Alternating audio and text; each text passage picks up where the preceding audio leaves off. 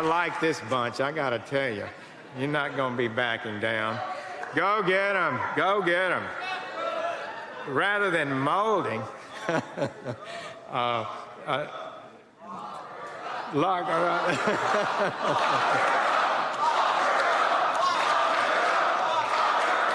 well, so I heard that a long time over the last campaign.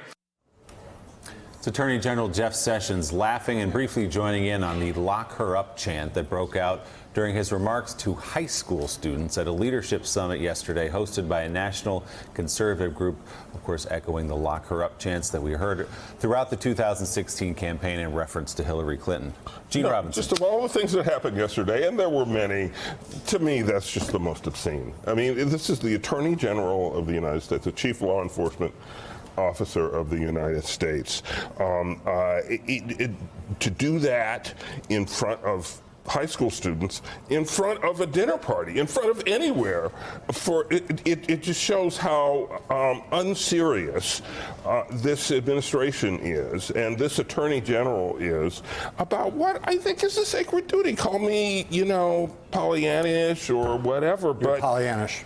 Thank you, but no, don't you take it seriously? Don't you take seriously the fact that you're supposed to be the top law enforcement official of the United States of America? You take it no more and by the way, in that state, on that, being blind.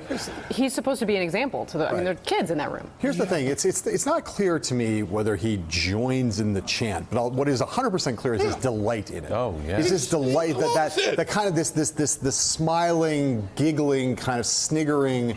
They seem to be really just kind of really into this moment, reliving the glorious memory of the times when he was able to stand up on stage and lead the chant, not just kind of giggle along with it. Well, that's the thing, though. It's become one of the greatest hits. It doesn't mean anything anymore exactly. Yeah. He's not going to prosecute Hillary Clinton, we don't believe.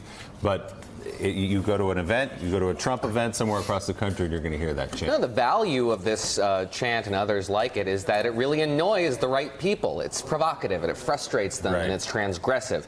But it isn't substantive. And this was actually the Turning Point USA event, which is a very provocative conservative group. And Jeff Sessions was preceded by Nikki Haley, who said the precise opposite. She said, you aren't persuading anyone. You're just making a fool of yourself. And didn't she use that phrase? Didn't she say specifically this owning the libs idea is what we should throw out? She said, get rid of owning the libs, and then Jeff Sessions gets up and owns the libs. Yeah. And that's what generates the cheers. That's where the party's at. I'm glad you brought that up, Noah. Let me just read right here what Nikki Haley said to that same group just before that. She said, I know it's fun and it can feel good, but step back and think about what you're accomplishing when you do this, talking about owning the libs, being provocative. Real leadership is about persuasion. It's about movement. It's bringing people around to your point of view, not by shouting them down, but by showing them how it is in their best interest to see things the way you do. The thing about owning the libs is, as a political strategy, is it works as long as you're approaching it from a position of strength. If you're winning elections, it can kind of work. It frustrates your adversary. It makes you look rational by comparison. If you're losing elections and you're being provocative, it just looks pathetic. Am I reading too much, Noah Rothman, into seeing these moments where Nikki Haley carves out some space for herself? No. That is always contrary to the administration? She doesn't owe anyone a thing. She's happy where she is. She's happy to make the points that she's making, and she's positioning herself for something, perhaps. But she has been a dutiful soldier and has been a very effective UN ambassador, so she has nothing to prove. She can say whatever she wants. So meanwhile, President Trump just weighed in on the Michael Cohen tape we've been talking about all morning. The president tweeting moments ago, what kind of a lawyer would tape a client? So sad. Is this a first? Never heard of it before? Question mark. Why was the tape so abruptly terminated, cut, while I was presumably saying positive things? I hear there are other clients and many reporters that are taped. Can this be so? Too bad. Let's bring in now former U.S. Attorney and former aide to Robert Mueller, now an NBC News law enforcement analyst, Chuck Rosenberg, and in Washington, White House correspondent for Bloomberg News, Shannon Pettypiece. So, Chuck, we've been playing all morning the part of the tape, at least, that we have that Lanny Davis provided to CNN last night and played on the air. What did you glean from that tape? Yeah, so first let me answer one of the president's questions. What kind of lawyer would tape his client? Presumably a lawyer that doesn't trust his client. Right. Now, it's unusual. I've not heard of it. I've never done it. I don't recommend it. But it seems to me that's the kind of lawyer that might tape his client. Right. Not best practices. Not a best practice, but if you're dealing with somebody you can't trust, John, maybe it is.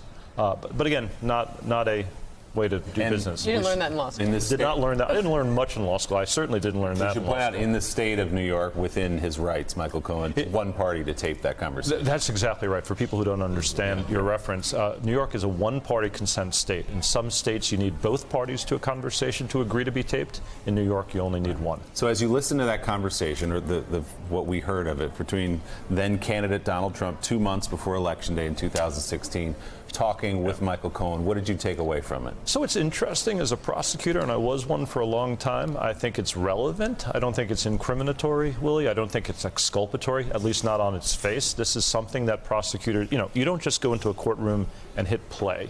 You need a witness to authenticate the tape, to explain that, that's my voice, Willie, that's your voice.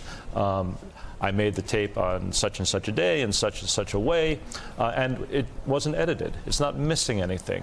Why is there a cut at the end? Well, I can explain that. The equipment failed, or the conversation stopped, or somebody else walked into the room. So you need context. So just as a prosecutor, if this piece of evidence falls into your lap and you're looking at potentially making a case against either one of these people, Michael Cohen or Donald Trump, what are the questions, the big questions you have about context, about other things? What would you want to know as a prosecutor to be able to turn that into a piece of evidence? Well, that's a great question. The first thing I'd want to do, John, is corroborate it. So they're talking about payments, perhaps. Are there payments?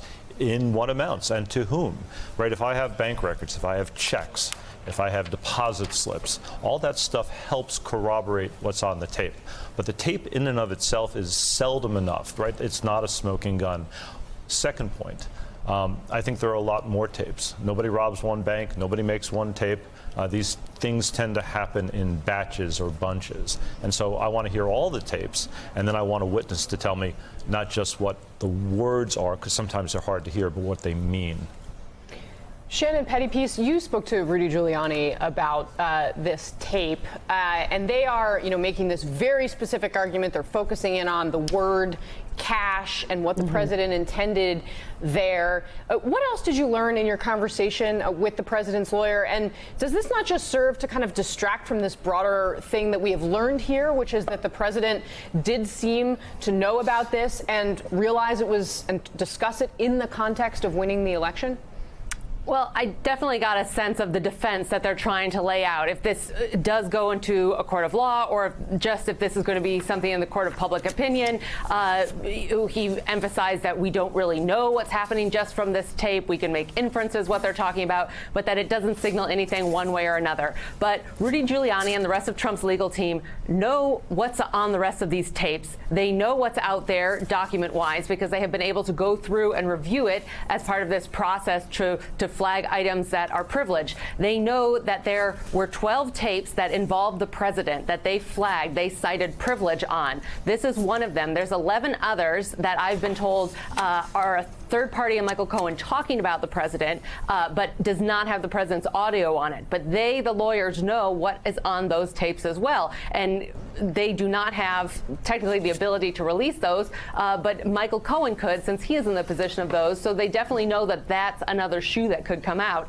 But those 12 tapes, those are just the ones that the legal team flagged as being privileged conversations. There could be many, many other tapes, even involving the president or his audios on it, that are outside the realms of privilege that they can't make any claim on. So yes, there could be a lot more tapes out here. And when the president in his tweet says, "I hear there's recordings," he could have very easily heard those from his own legal team, which has reviewed many, if not all, of the documents that were seized in this Cohen raid to look for any privileged material. And if it wasn't already clear, it became clear last night that with Lanny Davis representing him, Michael Cohen is now on offense in all of this. Meanwhile, potential jurors in Paul Manafort's upcoming federal trial are being asked what they know about the case and if they can put all that aside to determine a verdict. The group of about 70 possible jurors filled out questionnaires yesterday morning and met with the presiding judge.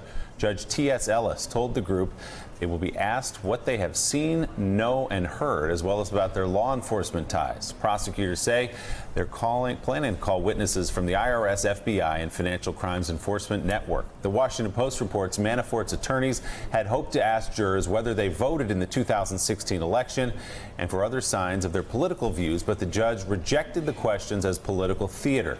The trial is set to begin on Tuesday and is expected to last 3 weeks. Chuck, this is one of our first real windows into the Mueller investigation. What are you expecting from it? Well, I'm expecting a fairly dry trial. And this is a document case, so we're talking about IRS agents and tax returns and bank records. It's not going to be sort of a big, sexy case. It's going to be interesting. There's going to be a lot of details that come out, but it's not going to be sexy. And it's going to be document after document, methodically put into evidence by very, very talented prosecutors. Also, one quick comment, Willie, on what Judge Ellis is doing in selecting a jury. All you have to do is find a jury that can be fair. Right? They don't have to be ignorant. They just have to be fair. So who they voted for, whether they've ever heard of Manafort, is sort of meaningless. It's whether they can put aside any predispositions they may have and be fair. Remember, this is the district in which the 9/11 case was tried. And the Pentagon was just 3 miles from the federal courthouse in Alexandria. And I was the U.S. attorney at the time, we were able to find a jury that could be fair. We weren't looking for people who never heard of 9/11. That would be crazy. And so, wouldn't you expect this to be a pretty crisply run trial Yes. as well? The federal courthouse in Alexandria is known as the rocket docket. So, I mean, they move right along. They move with some dispatch, Eugene, and I've tried cases in front of Judge Ellis. It's no nonsense. It's next witness, next witness. 30-minute lunch means a 30-minute lunch. And I think folks should expect to see, even though it's somewhat dry, that it will move with dispatch. Shannon, as you cover the White House every day, what's your sense of the level of concern in the Trump administration as it keeps an eye on the Manafort trial?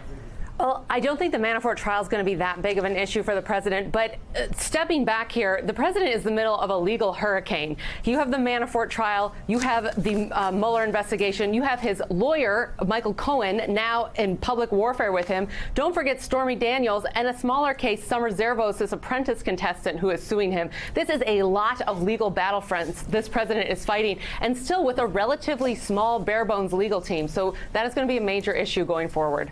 John Howman, final thought this morning as we wrap up. I'm thinking that 30-minute lunch that Chuck's talking about, they're not going to work for you and me.